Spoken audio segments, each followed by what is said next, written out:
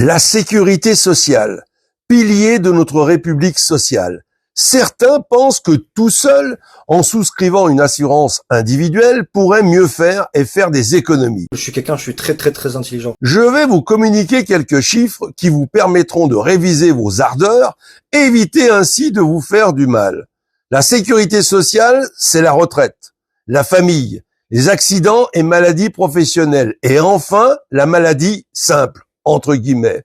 La maladie prend notamment en charge les dépenses de soins de ville et les indemnités journalières. La branche maladie, en 2024, a versé 234 milliards d'euros de prestations pour 68 millions d'assurés sociaux, l'ensemble de la population française. Quelques exemples de dépenses de la Sécu.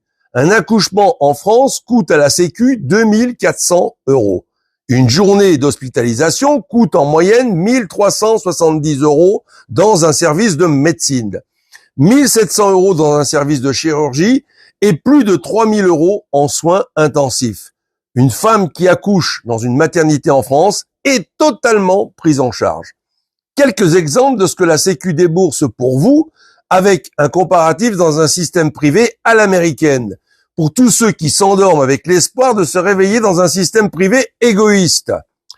Un généraliste, 30 euros. Aux États-Unis, entre 105 et 175 euros. Un gynécologue, entre 37 et 70 euros en France et 350 euros aux États-Unis. Un pédiatre, entre 30 et 50 euros en France. Aux États-Unis, 175 euros.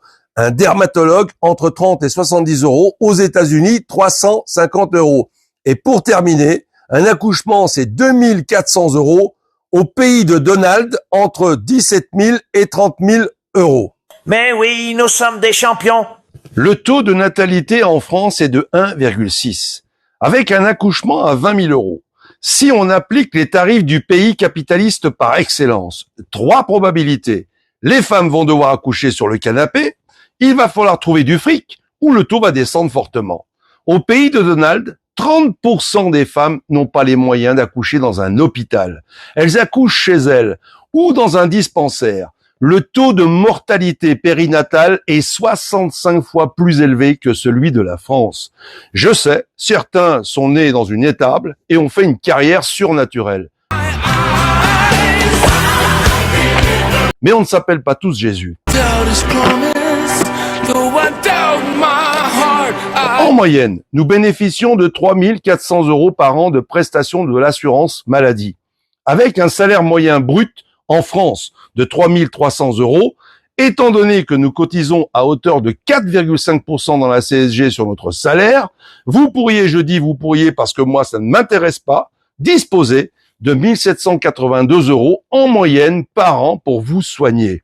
Je reprends le système assurantiel du pays de Donald. Eh bien oui, on est toujours champion. En moyenne, un Américain paye 5 220 euros par an, 3 fois plus que le système français. Sans compter que l'assurance vous demandera une franchise jusqu'à 8 000 euros. En restant sur des moyennes, alors que la Sécu nous prend en charge de la naissance à notre fin de vie. Si vous vous dépêchez de mourir à 70 ans, il vous aura fallu trouver 113 260 euros de plus de vos cotisations de votre poche. Pour une moyenne française de dépenses de la Sécu. 240 000 euros de plus pour un système assurantiel américain. Le prix de votre logement. Il faudra donc choisir à la naissance, se soigner pour vivre ou mourir pour votre logement.